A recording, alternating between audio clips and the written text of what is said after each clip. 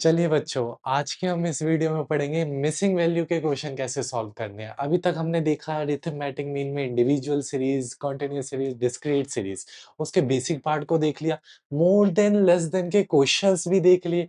अब देखते हैं भैया मिसिंग फ्रीक्वेंसी कि एक वैल्यू नहीं गिवन तो कैसे सॉल्व करेंगे हम, उसका मीन कैसे निकालेंगे, उसको सॉल्व करते हैं। तो बिना टाइम वेस्ट करके क्वेश्चन स्टार्ट करते हैं क्योंकि ऐसे क्वेश्चन एग्जाम में जरूर आएंगे।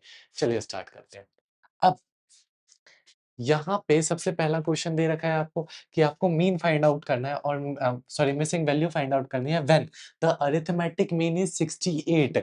मीन आपको गिवन है 68 लेकिन मिसिंग फ्रीक्वेंसी फाइंड आउट करनी है। अब आपको इस टेबल को देख के बताओ क्या याद आता है, ये कौन सी सीरीज है, इंडिविजुअल, डिस्क्रीट या फिर कॉन्टिन्यूअस। ऑफ कोर्स आप लोग बहुत ज्यादा समझदार हो तो आपको सबको पता है ये डिस्क्रीट सीरीज है। अब डिस्क्रीट सीरीज है, यहाँ पे देखो x दे रखा है लेकिन एक वैल्यू नहीं दे रखी, x दे रखा है, x की वैल्यू फाइंड आउट करनी है। ओके ठीक है, और यहाँ पे f दे रखा है और f सब दे रखा है लेकिन x जो है उसकी वैल्यू फाइंड आउट करनी है। ठीक है, मतलब मैथ्स में भी x की वैल्यू निकालो, इकोनॉमिक्स में भी x की वैल्यू निकालो। तो जल्दी जल्दी, अब डिस्क्रीट सीरीज में भैया मीन निकालने का फॉर्मूला क्या होता है भैया, डिस्क्रीट सीरीज में मीन निकालने का फॉर्मूला होता है भैया। हाँ, अच्छा भैया अगर हमें बोल नहीं रखा डायरेक्ट मेथड से करें, शॉर्टकट से करें या स्टेप डेविएशन से करें, तो आप सबसे छोटा फॉर्मूला लगाया करो डायरेक्ट मेथड, ताकि कैलकुलेशन इजी होती है। ओके, अब डायरेक्ट मेथड से डिस्क्रीट सीरीज के अरिथमेटिक मीन निकालने का फॉर्मूला क्या होता है भैया, फॉर्मूला अभी तक आप सबको याद हो जाना चाहिए, F D x divide by sigma F. यही फॉर्मूला होता है ना डायरेक्ट मेथड का।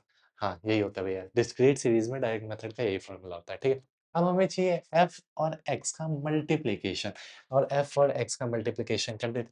पहले मैं इधर x लिख लूं भैया, हाँ जी लिख लो।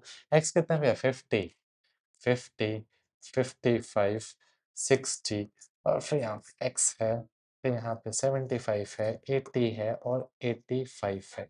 ओके 85 है। अब यहाँ पे क्या है, f भैया, f है, f क्या है भैया, 8, 12, 15, 10, 7 और 5 और 3। अब हमें क्या चाहिए भैया, एफ एक्स चाहिए, एफ एक्स चाहिए ना, हमें एफ एक्स चाहिए, हाँ एफ एफ का मल्टीप्लिकेशन चाहिए विथ एक्स, है ना। तो अब 5 को जब 80 से मल्टीप्लाई करेंगे तो कितना आएगा भैया, हमारा आएगा 400।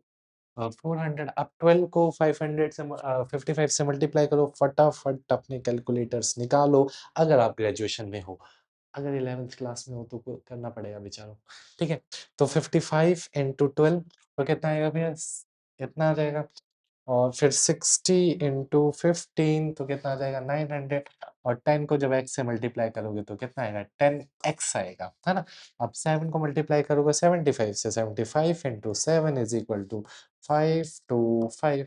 और फिर ये कितना आ जाएगा भैया, इसको इससे मल्टीप्लाई करोगे तो फिर से 400 आ जाएगा। और 85 इंटू 3 कितना आएगा भैया, 85 इंटू 3 आएगा हमारे पास 255 आ जाएगा, है ना। 255 आ जाएगा। अब हमें क्या चाहिए, इसका सम चाहिए भैया, तो इन सबको आप प्लस कर दोगे, बस 10x को छोड़ दो, बाकी सबको प्लस कर दो। ठीक है, 10x जो को, क्योंकि यहाँ पे क्या है, इसके साथ x है वेरिएबल, और सब तो नंबर नंबर है तो नंबर नंबर प्लस कर दो। वेरिएबल को नहीं प्लस करते, बेसिक मैथ्स तो आती होगी, है ना।